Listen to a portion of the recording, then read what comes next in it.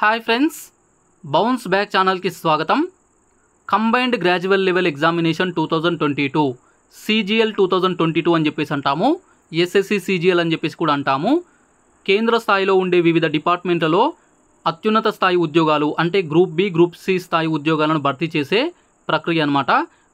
SSC staff selection commission ద్వారా combined gradual level exam అని చెప్పేసి ప్రతి సంవత్సరం నోటిఫికేషన్ రావడము, దానికి సంబంధించి 3-4 దశల్లో పరీక్షలు నిర్వహించి సెలక్షన్ చేయడం అనేది జరుగుతుంది. అయితే ఈసారి భారీ మార్పులతో నోటిఫికేషన్ అయితే రావడం జరిగింది. సో మీరు ఎవరైతే ఈ వీడియో చూస్తున్నారో కొత్త వాళ్ళైనా సరే, అంటే ఈ ఎగ్జామ్కి సంబంధించి అవగాహన లేని వాళ్ళైనా సరే, అవగాహన ఉన్న వాళ్ళు కూడా ఈసారి భారీగా మార్పులు జరిగినాయి కాబట్టి పూర్తిగా చూడండి. వీడియోని పూర్తిగా చూస్తే మీకు క్లియర్గా అర్థమవుతుంది. సగం సగం చూస్తే మీరే నష్టపోతారు. కాబట్టి పూర్తిగా వీడియో చూడండి, స్కిప్ చేయకుండా. తర్వాత నచ్చితే లైక్ చేయండి, షేర్ చేయండి. కొత్తగా ఛానల్ని చూస్తున్న వాళ్ళైతే సబ్స్క్రైబ్ చేసుకోండి. ఇక నోటిఫికేషన్కి సంబంధించి అన్ని డీటెయిల్స్ అయితే చూద్దాం మనము. కొంత వీడియో లెంత్ ఎక్కువైనా చూడండి. Okay, so friends, combined gradual level examination 2022 అంటాము. దీనికి సంబంధించి నోటిఫికేషన్ అయితే 17 తారీఖు సెప్టెంబర్న రావడం జరిగింది. ఇక ఆన్లైన్ డేట్స్ అంటే సబ్మిషన్ ఫర్ అప్లికేషన్స్ అంటాం కదా, అప్లికేషన్ స్టార్ట్ అయింది కూడా 17/9/2022. అక్టోబర్ 8 వరకు, అక్టోబర్ 8 వరకు అయితే డేట్ ఇచ్చారు.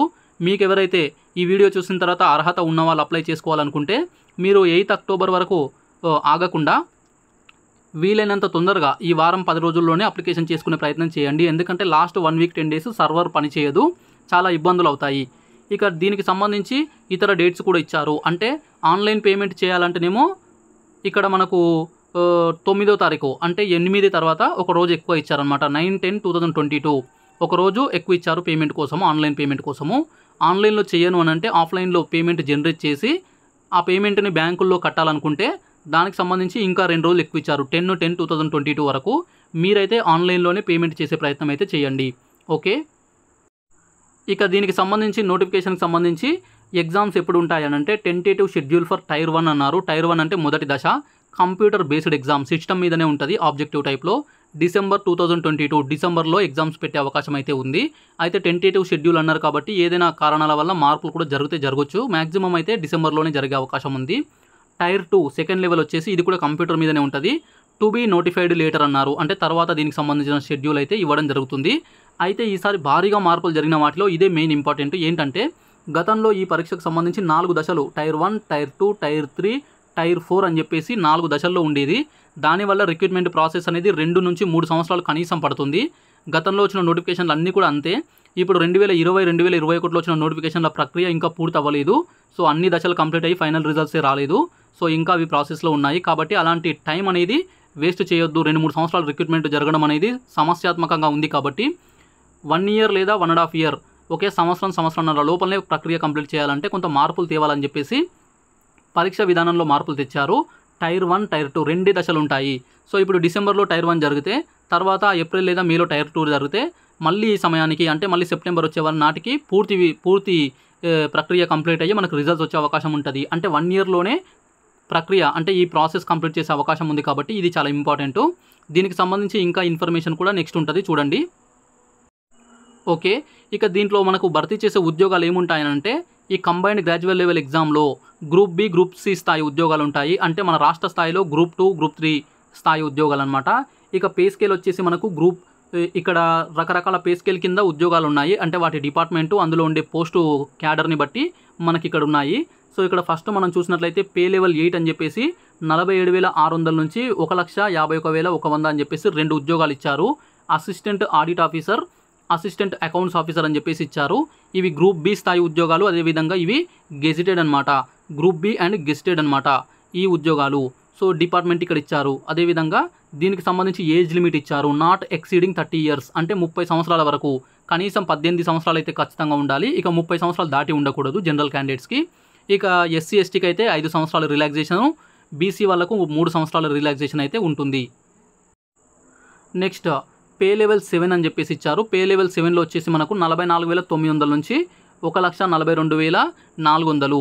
ఈ పే స్కేలు 44, 48 ఇట్లా ఉన్నాయి. కానీ మనకు చేతికి వచ్చే వరకు అన్ని అలవెన్స్లు HRA, DA, TA ఇవన్నీ వచ్చే వరకు చేతికి వచ్చేసి 80,000 పైన కూడా కొన్ని ఉద్యోగాలకు, అంటే అసిస్టెంట్ ఆడిట్ ఆఫీసర్ లాంటి ఉద్యోగాలకు 80,000 పైన సో ఇప్పుడు వచ్చే పే లెవెల్ 7 ఉన్నాయి కదా, ఈ ఉద్యోగాలకు 75,000 పైన గ్రాస్ శాలరీ వచ్చే అవకాశం ఉంది. కనీసం కటింగ్స్ అని పోయి చేతికైనా 70,000 కనీసం తీసుకునే అవకాశం ఉంది. కాబట్టి స్టేట్ లెవెల్లో గ్రూప్ 2 వచ్చినా కూడా అంత శాలరీ ఉండదు. శాలరీ పరంగా అదేవిధంగా అలవెన్సులు అన్ని రకాలుగా ఇవి అత్యున్నత స్థాయి ఉద్యోగాలు. సివిల్ సర్వీసెస్ తర్వాత ఇవి అత్యున్నత స్థాయి ఉద్యోగాలు అని చెప్పొచ్చు మనము. ఇక్కడ చూసినట్లయితే రకరకాల డిపార్ట్మెంట్స్ మనకు ఉన్నాయి, కనిపిస్తున్నాయి. అసిస్టెంట్ సెక్షన్ ఆఫీసర్ అని చెప్పేసి ఏఎస్ఓ అంటాము. రకరకాల డిపార్ట్మెంట్లు, central secretariat service, intelligence bureau, railways, external affairs, ఇలా రకరకాలు ఉన్నాయి. సో వీటికి సంబంధించి మనకు లాస్ట్లో ఏజ్ లిమిట్ కూడా ఇచ్చారు. ఇక్కడ ఇచ్చిన ఏజ్ లిమిట్ పైన బీసీలకైతే 3 సంవత్సరాలు, ఎస్సీ ఎస్టీలకైతే 5 సంవత్సరాలు ఏజ్ రిలాక్సేషన్ కూడా ఉంటుంది. ఇక పే లెవెల్ 6 అని చెప్పేసి కొన్ని ఉద్యోగాలు, పే లెవెల్ 5 అని చెప్పేసి కొన్ని రకాల ఉద్యోగాలు, పే లెవెల్ 4 అని చెప్పేసి కొన్ని రకాల ఉద్యోగాలు, ఇవన్నీ ఇచ్చారు. ఇక దీనికి సంబంధించి కొత్తగా ఈసారి జరిగిన భారీ మార్పుల్లో ఇంకొక మార్పు ఏంటంటే ఇక్కడ 29 ఎంట్రీ ఉంది కదా, 29 అంశము postal assistant or sorting assistant అని చెప్పేసి ఇంతకుముందుకు సిహెచ్ఎస్ఎల్ అంటే ఇంటర్ క్వాలిఫికేషన్తోన కంబైన్డ్ హయ్యర్ సెకండరీ లెవెల్ క్వాలిఫికేషన్తోనే ఇచ్చేవాళ్ళనమాట సిహెచ్ఎస్ఎల్ కింద. దీన్ని ఈసారి డిగ్రీకి మార్చి సీజీఎల్ కింద భర్తీ చేస్తున్నారు. పోస్టల్ డిపార్ట్మెంట్లో గ్రూప్ సి కేటగిరీ 25,500 నుంచి 81,100, అంటే మనకు శాలరీ చేతికి వచ్చే వరకు 45,000 అవుతుంది. ఇది వచ్చేసి దీనికి సంబంధించిన కొత్త సమాచారము. ఇక మీదట సిహెచ్ఎస్ఎల్లో ఉండవు, ఈ పోస్టులు సీజీఎల్లోనే ఉంటాయి. ఈసారి భారీగా వేకెన్సీస్ కూడా పెరిగినాయి. ఎందుకనంటే 20,000 దాదాపు 20,000 భర్తీ చేస్తామంటున్నారు ఈ నోటిఫికేషన్లో. గత 10 సంవత్సరాలు కూడా 20,000 జాబ్స్తోన నోటిఫికేషన్ రాలేదు సీజీఎల్. ఈసారి అంత భారీగా పెరగడానికి కారణం ఈ పోస్టల్ అసిస్టెంటు. దీనికి సంబంధించి దాదాపుగా 10,000 ఉద్యోగాలు ఇందులో ఉన్నట్లు మనకు తెలుస్తుంది. కాబట్టి దాదాపుగా 20,000 అంటే అతి భారీ నోటిఫికేషన్గా మనం చెప్పొచ్చు ఈ డిగ్రీ మీద ఉండే ఉద్యోగాల్లో. ఇక దీనికి సంబంధించి ఇవి మొత్తం 35 రకాల అంటే అప్పర్ డివిజనల్ క్లర్క్ అని మనకు కనబడుతుంది కదా, ఈ యూడీసీ అప్పర్ డివిజనల్ క్లర్క్ వరకు మొత్తం వచ్చేసి మనకు 20,000 ఉద్యోగాలు భర్తీ చేసే అవకాశం అయితే మనకు కనిపిస్తుంది. ఇక నెక్స్ట్ మనం పరిశీలించాల్సిన ఇంపార్టెంట్ అంశాలు చూసినట్లయితే ఇక్కడ చూడండి, మనకు వేకెన్సీస్ అండ్ రిజర్వేషన్ అని ఇచ్చారు కదా, ఇక్కడ మెన్షన్ చేశారు 20,000 వేకెన్సీస్, టెంటేటివ్ వేకెన్సీస్ అంటే కొంత మార్పులు కూడా జరిగే అవకాశం ఉంటుంది. కాబట్టి టెంటేటివ్స్ అన్నారు, కొంత పెరగొచ్చు తగ్గొచ్చు ఏదైనా జరగవచ్చు. కానీ దాదాపుగా 20,000 ఉద్యోగాలు ఉన్నాయని చెప్పేసి మెన్షన్ చేశారు. పెరిగినా తగ్గినా 100లో పెరగొచ్చు, 100లో తగ్గొచ్చు, కానీ ఎక్కువ మార్పులు అయితే ఉండవు. సో 20,000 వేకెన్సీస్తో అతి భారీ నోటిఫికేషన్. ఈ గత 10 సంవత్సరాలు కూడా ఎప్పుడు చూడలేదు ఇలాంటి నోటిఫికేషన్ని సీజీఎల్ కింద. ఇక దీనికి సంబంధించి మనం తెలుసుకోవాల్సిన ఇంపార్టెంట్ వాటిలో ఏజ్ లిమిట్ ఎంత అని అంటే ఇక్కడ ఇచ్చారు చూడండి. కొన్ని పోస్టులకు 18 to 27 అన్నారు. సో మనకు ఏ తేదీ నుంచి ఏ తేదీ మధ్యలో పుట్టిన వాళ్ళు అని చెప్పేసి ఇక్కడ ఇచ్చారు. సో ఇక్కడ 18 to 27 అని మెన్షన్ చేసినట్లయితే ఈ తేదీల మధ్యలో పుట్టిన వాళ్ళు అర్హులవుతారు. దీనికి మీరు బీసీలు అయితే 3 సంవత్సరాలు, ఎస్సీ ఎస్టీలు అయితే 5 సంవత్సరాలు వాటిని కలుపుకోవచ్చు అనమాట. ఇక నెక్స్ట్ 20 to 30 ఉందనుకోండి, కొన్ని ఉద్యోగాలకు 20 నుంచి 30 years అన్నారు. అలాంటి వాటికి ఇక్కడ డేట్స్ మెన్షన్ చేశారు. కొన్నిటికి 18 to 30 అన్నారు, వాటికి కూడా ఇక్కడ మెన్షన్ చేయడం జరిగింది. 18 to 32 కూడా ఉన్నాయి కొన్ని ఉద్యోగాలకు. మీరు నోటిఫికేషన్ క్లియర్గా చదివితే మీకు తెలుస్తుంది. సో ప్రతి దాంట్లో కూడా ఈ రిజర్వేషన్స్ అయితే ఉంటాయి. దానికి సంబంధించి ఇక్కడ ఇచ్చారు మనకు పాయింట్స్ చూడండి. ఎస్సీ ఎస్టీ 5 years అంట, ఓబీసీ అయితే 3 years, ఇక పీడబ్ల్యూబీడీ అని చెప్పేసి ఇచ్చారు, వీళ్ళకు 10 years. ఇక్కడ హ్యాండిక్యాప్డ్ వాళ్ళకు ఓబీసీ వాళ్ళకైతే 13 years, ఎస్సీ ఎస్టీలకైతే 15 years ఏజ్ రిలాక్సేషన్ ఉంటుంది. ఇక ఎక్స్ సర్వీస్ మ్యాన్కి సంబంధించి 3 years అనమాట, వాళ్ళ లెంత్ ఆఫ్ సర్వీస్ని బట్టి.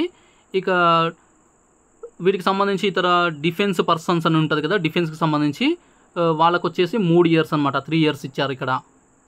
ఓకే, అయితే ముఖ్యంగా ఎస్సీ ఎస్టీ బీసీ వాళ్ళు ఉంటారు కాబట్టి మీకు 3 years లేదా 5 years వర్తిస్తుంది, అది చూసుకోండి. నెక్స్ట్ వచ్చేసి ఇతర రిలాక్సేషన్స్ కూడా ఇక్కడ ఇచ్చారు, అవన్నీ కూడా మీరు చదువుకుంటే అర్థమైపోతుంది. నెక్స్ట్ దీనికి సంబంధించి ఇంకా మనం చూడాల్సిన ఇన్ఫర్మేషను ఎడ్యుకేషనల్ క్వాలిఫికేషన్స్, విద్యా అర్హతలు చూడాల్సి ఉంటుంది. ఇక్కడ ఎసెన్షియల్ ఎడ్యుకేషనల్ క్వాలిఫికేషన్స్ అని చెప్పేసి ఇచ్చారు. అవి ఏ తేదీ నాటికి ఉండాలి, ఇది వెరీ వెరీ ఇంపార్టెంట్. ఎందుకంటే ఈ తేదీ ప్రకారమే వాళ్ళు సర్టిఫికేట్ వెరిఫికేషన్లో కూడా, అంటే డాక్యుమెంట్ వెరిఫికేషన్ అని చెప్పేసి పిలుస్తారు కదా సెలెక్ట్ అయితే, అప్పుడు కూడా ఈ తేదీ ప్రకారం చూస్తారు. 8/10/2022 అంటే వచ్చే నెల అక్టోబర్ 8 నాటికి ఆ అర్హత సాధించి ఉండాలి. అంటే ఆ తేదీ నాటికి రిజల్ట్స్ వస్తే సరిపోతుంది. ఫైనల్ ఇయర్ ఎగ్జామ్స్ రాసిన వాళ్ళు ఉంటారు కదా వాళ్ళు. ఇక ఆల్రెడీ ఇప్పటికే మనకు డిగ్రీలు వచ్చినాయి అని అనుకుంటే ఎవరైనా వాళ్ళకి ఎలాంటి టెన్షన్ లేదు. ఫైనల్ ఇయర్ స్టూడెంట్స్కి మాత్రము ఎగ్జామ్స్ రాసి ఉంటే 8/10/2022 నాటికి ఫలితాలు వస్తే వాళ్ళను కన్సిడర్ చేస్తారు. ఇక ఇక్కడ ఎసెన్షియల్ క్వాలిఫికేషన్స్ అని చెప్పేసి మనకు అసిస్టెంట్ ఆడిట్ ఆఫీసర్ అని చెప్పేసి అన్నా కదా, దానికి వచ్చేసి బ్యాచిలర్ డిగ్రీ, ఎనీ డిగ్రీ అనమాట, ఏదైనా ఒక డిగ్రీ రికగ్నైజ్డ్ యూనివర్సిటీ నుంచి, గుర్తింపు పొందిన విశ్వవిద్యాలయం నుంచి ఎనీ డిగ్రీ వస్తే సరిపోతుంది, ఖచ్చితంగా ఉండాల్సిన అర్హత. డిజైరబుల్ అని చెప్పేసి ఇచ్చారు. అంటే ఇవి పోస్టింగ్ ఇవ్వడంలో సెలక్షన్ ప్రాసెస్లో కొంత వీళ్ళకు ప్రయారిటీ ఇస్తారు. డిజైరబుల్ ఉంటే బాగుంటుంది, లేకపోయినా ఏం కాదు. ఉంటే మాత్రం వీళ్ళకు కొంత అవకాశాలు ముందిస్తారనమాట పోస్టింగ్ కానీ ఇతర అంశాల్లో. అది సిఏ చార్టర్డ్ అకౌంటెంట్ ఇలా కొన్ని ఇచ్చారనమాట. అవి మీరు చూస్తే సరిపోతుంది. సింపుల్గా చెప్పాలంటే డిగ్రీ అయితే ఉండాలి. నెక్స్ట్ జూనియర్ స్టాటిస్టికల్ ఆఫీసర్ అని చెప్పేసి ఒక పోస్ట్ ఉంటుంది, జేఎస్ఓ అంటాము. దానికి మాత్రము bachelors degree in any subject from recognized university or institute అని చెప్పేసి అన్నారు. అంటే ఎనీ డిగ్రీ, బ్యాచిలర్ డిగ్రీ ఉండాలి. దానితో పాటు with at least 60% marks in mathematics at 12th standard. ఇంటర్లో అంటే 12th స్టాండర్డ్లో కనీసం 60% అంటే 60 లేదా అంతకంటే ఎక్కువ శాతంతో మార్కులతోన మ్యాథమెటిక్స్ అనేది ఉండాలి. అంటే డిగ్రీ ఏదైనా ఉండాలి, దానితో పాటు ఇంటర్లో మ్యాథ్స్ అనే సబ్జెక్ట్లో 60% మార్కులు అయితే ఉండాల్సి ఉంటుంది. లేదంటే ఒకవేళ అట్లా లేకపోతే bachelor degrees in any subject with statistics as one of the subjects at degree level. డిగ్రీలోనే స్టాటిస్టిక్స్ అనేది ఒక సబ్జెక్ట్గా ఉండాలి. అంటే ఇక్కడ ఇంటర్ అనేది ఏం అవసరం లేదు, బ్యాచిలర్ డిగ్రీ ఎందులో అయినా సరే డిగ్రీ ఉండాలి, దాంట్లో స్టాటిస్టిక్స్ అనేది ఒక సబ్జెక్ట్గా ఉండాలి అని చెప్పేసి కూడా అంటున్నారు. ఈ అర్హతలు ఉంటే ఈ పోస్టును కూడా మీరు ప్రిపేర్ అవ్వచ్చు, అంటే సెలెక్ట్ చేసుకోవచ్చు అందులో. నెక్స్ట్ మిగతా అన్ని పోస్టులు ఆల్ అదర్ పోస్టులు అని చెప్పేసి అన్నారు. Bachelor degree from any university are equivalent అని చెప్పేసి అన్నారు. గుర్తింపు పొందిన ఏదైనా విశ్వవిద్యాలయం నుంచి లేదా దానికి సమానంగా బ్యాచిలర్ డిగ్రీ ఎనీ డిగ్రీ ఉంటే సరిపోతుంది. సో 90%, 99% అన్ని ఉద్యోగాలకు డిగ్రీ అనే చెప్పొచ్చు. నెక్స్ట్ మనం చూసేది అప్లికేషన్ ఫీ. అప్లికేషన్ ఫీ కూడా చాలా తక్కువ ఉంటుంది. ఫీ వచ్చేసి 100 రూపీస్ అనమాట. 100 రూపాయలు పే చేస్తే సరిపోతుంది అప్లికేషన్కి. ఇక అందులో కూడా ఉమెన్ కావచ్చు, లేదంటే candidates belong to schedule caste, SC ఎస్టీలు, ఇక handicapped persons, ex service man, వీళ్ళందరూ కూడా ఉమెన్, హ్యాండిక్యాప్డ్ పర్సన్స్, ఎస్సీ ఎస్టీలు వీళ్ళందరూ కూడా ఈ 100 రూపాయలు కూడా ఉండదు. కేవలం ఓబీసీలు, అదేవిధంగా ఇక్కడ మనకు ఓసీలు ఉంటారు కదా, అన్రిజర్వ్డ్ కేటగిరీ వాళ్ళు ఉంటారు కదా, వీళ్ళందరూ కూడా 100 రూపాయలు పే చేస్తే సరిపోతుంది. నెక్స్ట్ ఎగ్జామినేషన్ సెంటర్స్ అని చెప్పేసి ఇచ్చారు. సెంటర్స్ అంటే పరీక్షలు ఎక్కడ జరుగుతాయని చెప్పేసి. ముఖ్యంగా మన సౌత్ ఇండియా వాళ్ళు అంటే మన తెలంగాణ, ఆంధ్రప్రదేశ్, తమిళనాడు వీళ్ళకి సంబంధించి మన జోన్ వచ్చేసి సౌత్ జోన్ అంటాము, సౌత్ రీజన్ అని చెప్పేసి అంటాము. సో ఈ సౌత్ రీజన్ అని చెప్పేసి ఇక్కడ ఎస్ఆర్ అని చెప్పేసి ఇచ్చారు కదా, ఆంధ్రప్రదేశ్, పాండిచ్చేరి, తమిళనాడు, తెలంగాణ వీళ్ళకి సంబంధించిన వాళ్ళకైతే ఇక్కడ సెంటర్స్ ఇచ్చారు. ఆంధ్రాలో చాలా సెంటర్స్ ఉన్నాయి, చీరాల, గుంటూరు, కాకినాడ, కర్నూలు, నెల్లూరు, రాజమండ్రి, తిరుపతి, విజయనగరము, విశాఖపట్నం ఇవన్నీ ఇచ్చారనమాట. కానీ ఇక్కడ మనకు తెలంగాణ వచ్చే వరకు హైదరాబాదు, కరీంనగర్, వరంగల్ ఈ మూడే ఇచ్చారు. సో హైదరాబాద్ పెట్టుకోండి, లేదంటే మీకు కరీంనగర్, వరంగల్ దగ్గర ఉంటే అవి పెట్టుకునే అవకాశం ఉంటుంది. ఈ 3 సెంటర్సే తెలంగాణ రాష్ట్రంలో ఉంది. ఇక మిగతా వచ్చేసి పాండిచ్చేరి, అదేవిధంగా తమిళనాడులోని ప్రాంతాలు. ఓకే, ఇక very very important scheme of the examination. Scheme of the examination అంటే సెలక్షన్ ప్రాసెస్ అనమాట. పరీక్ష విధానం, సెలక్షన్ ప్రాసెస్ భారీగా మార్పులు జరిగింది ఇక్కడే. ఒక మార్పు ఏమో పోస్టల్ అసిస్టెంట్ లేదా సోర్టింగ్ అసిస్టెంట్ని గ్రాడ్యుయేట్ లెవెల్కి తీసుకొచ్చి సీజీఎల్లో కలిపారు. అది పెద్ద మార్పు. దానికంటే పెద్ద మార్పు ఏంటంటే ఈ సిస్టమ్ ఎగ్జామినేషన్ ప్యాటర్న్ అనమాట. టైర్ 1, టైర్ 2 రెండే ఉంటాయి. సో మీరు పాత నోటిఫికేషన్ 2021ని చూసినా కూడా టైర్ 1, 2, 3, 4 అని చెప్పేసి ఇచ్చి ఉన్నారు. అట్లా ఉండదు. సో కంప్యూటర్ బేస్డ్ ఎగ్జామ్ ఉంటుంది. అది వచ్చేసి టైర్ 1, టైర్ 2 రెండే లెవెల్స్లో ఎగ్జామ్ అయితే జరుగుతుంది. ఓకే, సో ఇక్కడ tier 1 scheme of the tier 1 ఏముంటుందంటే సేమ్ గతంలో ఉన్నట్లే దీంట్లో టైర్ 1లో మార్పు అయితే ఏం లేదు. టైర్ 1 సేమ్ ఉంటుంది. 4 కేటగిరీస్ ఉంటాయి. General intelligence and reasoning, general awareness, quantitative aptitude, English comprehension ఇలా 4 విభాగాల్లో 25, 25, 25, 25 25 క్వశ్చన్స్ చొప్పున 100 క్వశ్చన్స్ అడుగుతారు. ఒక క్వశ్చన్కి 2 మార్క్స్ ఉంటుంది. సో 25 క్వశ్చన్స్కి 50 మార్క్స్ అనమాట. ప్రతి ప్రశ్నకు 2 మార్కులు ఉంటాయి. గంట సేపు ఎగ్జామ్ ఉంటుంది.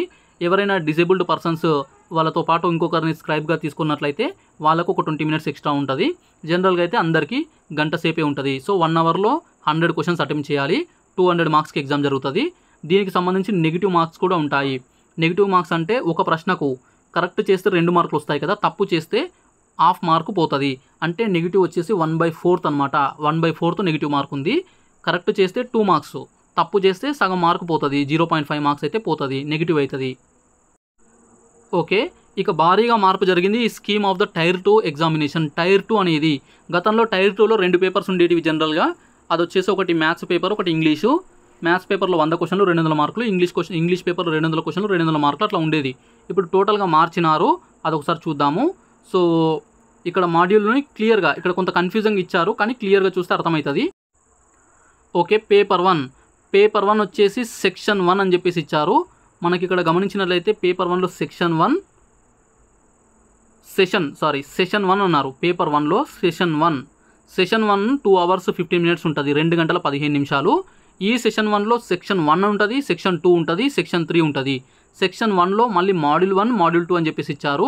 మ్యాథమెటికల్ ఎబిలిటీస్ అంటే మ్యాథ్స్ అనమాట, మ్యాథ్స్ ఉంటుంది, రీజనింగ్ కూడా ఉంటుంది. టైర్ 2లో ఇంతకుముందుకు రీజనింగ్ ఉండేది కాదు, ఈసారి రీజనింగ్ పెట్టారు.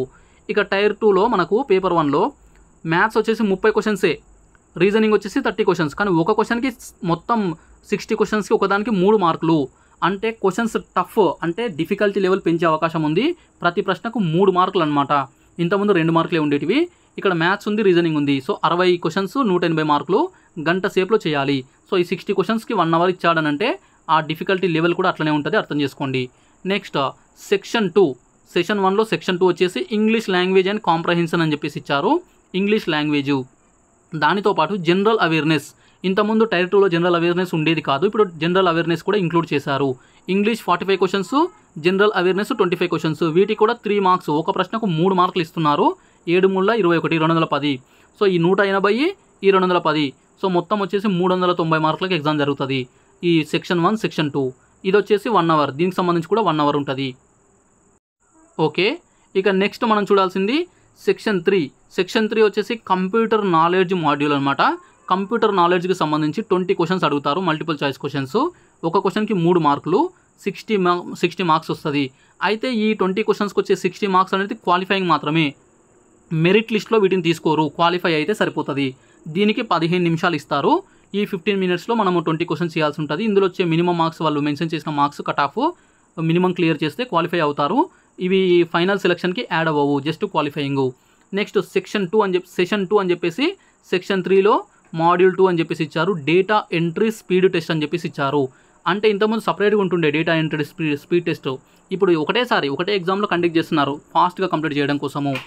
ఓకే, 1 డేటా ఎంట్రీ టాస్క్ ఇస్తారు. ఒక టాస్క్ అనేది ఇవ్వడం జరుగుతుంది. దాదాపుగా 2000 పదాలు కాదు అక్షరాలు అనమాట.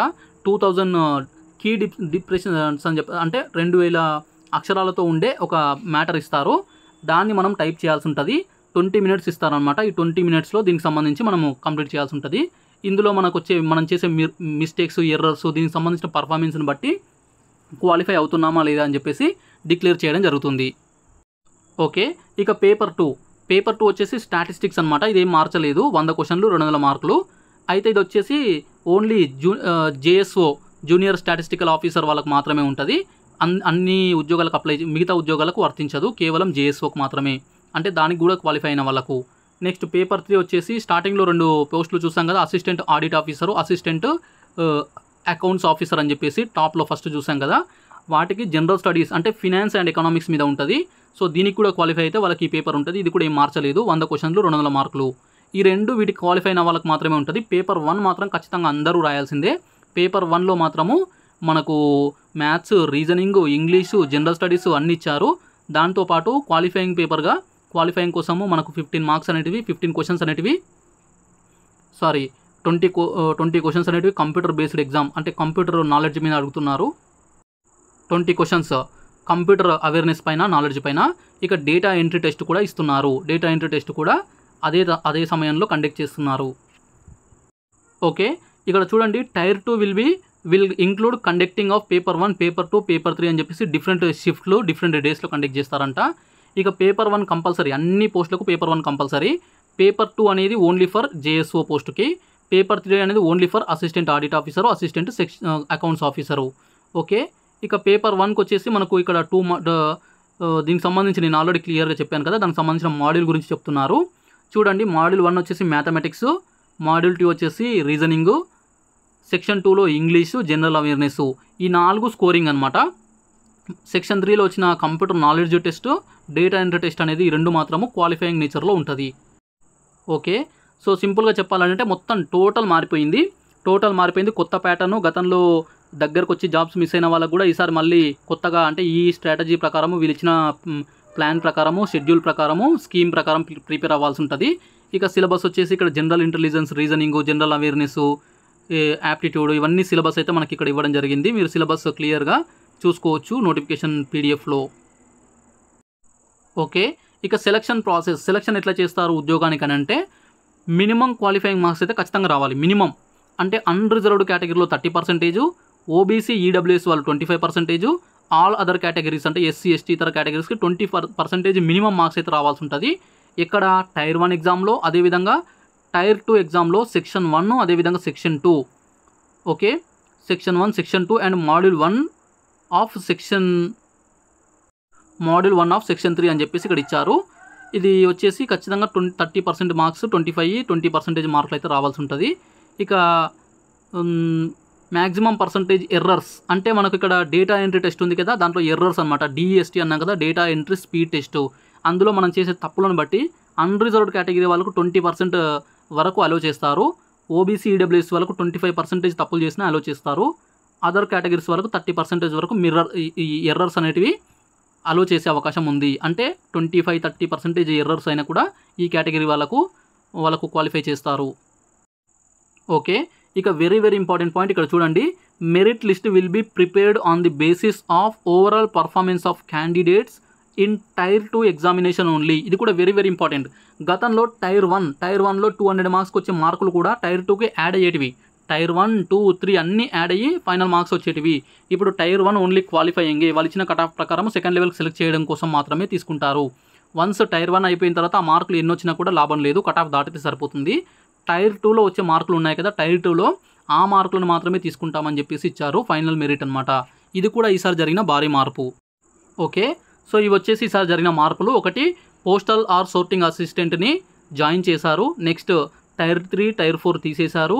టైర్ 2 ఎగ్జామ్ పేపర్ ప్యాటర్న్ మొత్తం చేంజ్ చేశారు. ఇక టైర్ 1 క్వాలిఫైయింగ్ కోసం మాత్రమే పరిమితం చేసి మెరిట్ లిస్ట్లోకి దానికి ఇంక్లూడ్ చేయకుండా చేశారు. టైర్ 2 ద్వారా మాత్రమే సెలెక్షన్ చేస్తున్నారు. ఇక డేటా ఎంట్రీ స్పీడ్ టెస్ట్ అనేది సేమ్ టైర్ 2తో పాటే కండక్ట్ చేస్తున్నారు. ఇక రిటర్న్ టెస్ట్ అంటే డిస్క్రిప్టివ్ పేపర్ ఉండే కదా ఇంతకుముందు టైర్ 3, అది తీసేశారు. ఇలాంటి భారీ మార్పులు జరిగినవి. సో కొత్త ప్యాటర్న్ ప్రకారం ప్లాన్ చేసుకొని ప్రిపేర్ అవ్వండి. ముఖ్యంగా సౌత్ ఇండియా వాళ్ళు, తెలంగాణ, ఆంధ్రప్రదేశ్ రాష్ట్రం వాళ్ళు ఈ సీజీఎల్ ఎగ్జామ్ పైన ఎక్కువ ఫోకస్ చేయరు, కానీ మంచి క్యాడర్ ఉద్యోగాలు. సో అప్లై చేసుకొని ప్రిపేర్ అయ్యే ప్రయత్నం అయితే చేయండి. ఇక అదేవిధంగా స్టేట్ లెవెల్ ఎగ్జామ్స్ కూడా ప్రిపేర్ అవ్వండి. చూస్తూనే ఉండండి బౌన్స్ బ్యాక్ ఛానల్. కంటెంట్ నచ్చితే లైక్ చేయండి, షేర్ చేయండి, ఛానల్ అయితే సబ్స్క్రైబ్ చేసుకోండి. Thank you so much.